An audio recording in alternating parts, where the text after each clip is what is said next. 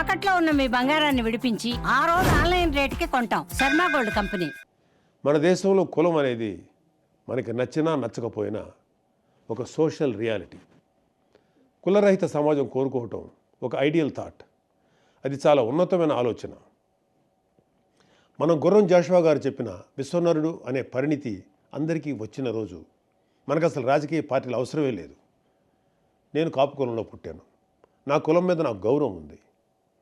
అయినా వేరొకరిని కించపరచినంత వరకు ఎవరి కులం మీద వాళ్ళ గౌరవం అభిమానం ఉండటం నేరమేమీ కాదు కదా.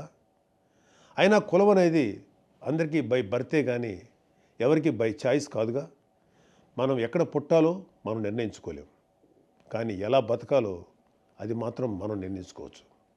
బట్ రాజకీయాల్లో ఐడియల్ సినారియోస్ కన్నా ప్రాక్టికల్గా ఉంటూ రియలిస్టిక్గా మాట్లాడాలి కాబట్టి కులం అనే రియాలిటీ గురించి మాట్లాడక తప్పదు.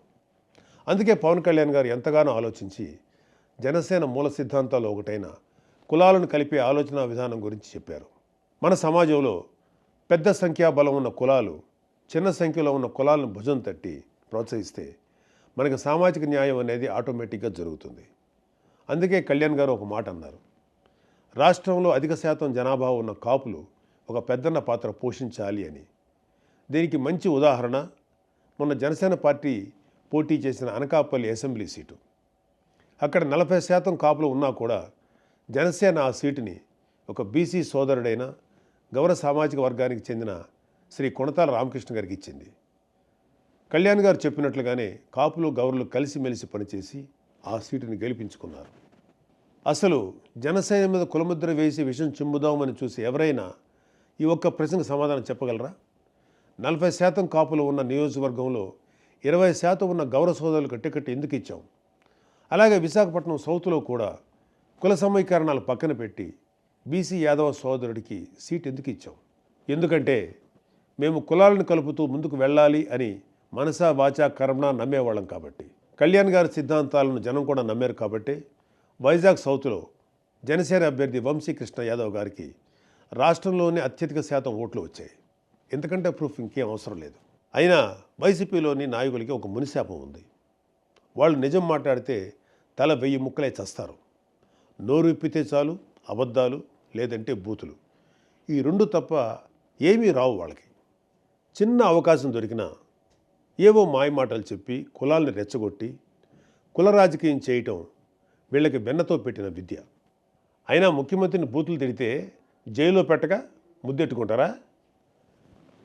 ఎలాంటి వాడికి కులాన్ని ఆపాదించి కులచిచ్చులు పెడదామనుకునే మిమ్మల్ని కూడా అరెస్ట్ చేస్తే దరిద్రం వదిలిపోద్ది. అయినా కాపు కులాన్ని పట్టుకొని తాగుబోతులు తిరుగుబోతులు అంటూ పిచ్చి పిచ్చిగా మాట్లాడే అంబటి రాంబాబు లాంటి వాడిని కాపు కులానికి ఒక ఐకాన్గా రంగాగారి బొమ్మ పక్కన రాంబాబు బొమ్మ పెట్టి రుద్దే మీ వైసీపీ బ్యాచ్ని నేను కొన్ని ప్రశ్నలు అడుగుతాను. వీలైతే సమాధానం చెప్పండి. 1.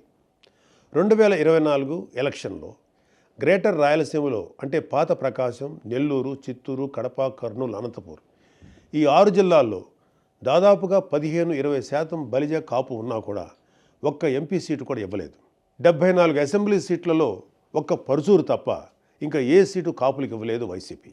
ఈ వైసీపీ కాపు నాయకులు ఒక్కరైనా అంటే అంబటి కానీ పేర్ని నాని కానీ జగన్ని ప్రశ్నించారా? 2. రాజంపేట ఎంపీ సీటు ఎప్పటి నుంచో బలిజలు ప్రాతినిధ్యం వహిస్తున్న సీటు. వైఎస్ రాజశేఖర రెడ్డి గారి స్నేహితుడు అన్నయ్య గారి సాయి ప్రతాప్ కూడా అక్కడి నుంచి గెలవడమే కాకుండా కాంగ్రెస్ హయాంలో కేంద్ర మంత్రిగా కూడా అయ్యారు. అలాంటి సీట్ని జగన్ మిథున్ రెడ్డికి 2014లో కట్టబెడుతుంటే మన టైగర్ అంబటి, లయన్ పేర్ని లాంటి వాళ్ళు ఎక్కడ నిద్రపోయారు? 3. అసలు మీకు అంత తెలివే ఉంటే మీరు ఆ పార్టీలో ఎందుకు ఉంటారు? అసలు మిమ్మల్ని మీరు ఒకసారి ప్రశ్నించుకోండి. పవన్ కళ్యాణ్ గారిని ఓడించమని పిఠాపురంకి మిథున్ రెడ్డిని పంపాడుగా, అదే బూతులు తిట్టడానికి ప్రెస్ మీట్ పెట్టమని మిమ్మల్ని పంపేవాడు. నిజంగా మీకు బుర్రే ఉంటే మనల్ని ఎందుకు పంపుతున్నాడు, మిథున్ రెడ్డిని పంపొచ్చుగా అనేనా ఆలోచించేవాళ్ళు. 4. అసలు రాంబాబు పక్కన రంగా గారి బొమ్మ పెట్టాలి అని ఐడియా ఇచ్చిన వాడిని ముందు మీ పార్టీని సస్పెండ్ చేయండి జగన్ గారు. మీ 11 సీట్లలో 6 సీట్లు పోయే ఐడియా ఇది. మీకు నిజంగా రంగా గారి మీద అభిమానమే ఉండుంటే ఆయన కొడుకు రాధాని పార్టీ నుంచి టికెట్ ఇవ్వకుండా బయటికి పంపేసి రంగా గారిని తిట్టిన గౌతమ్ రెడ్డిని ఏదో నామకే వాస్తే సస్పెండ్ చేసి మళ్ళీ ఏపీ ఫైబర్ నెట్ చైర్మన్ చేసేవారా?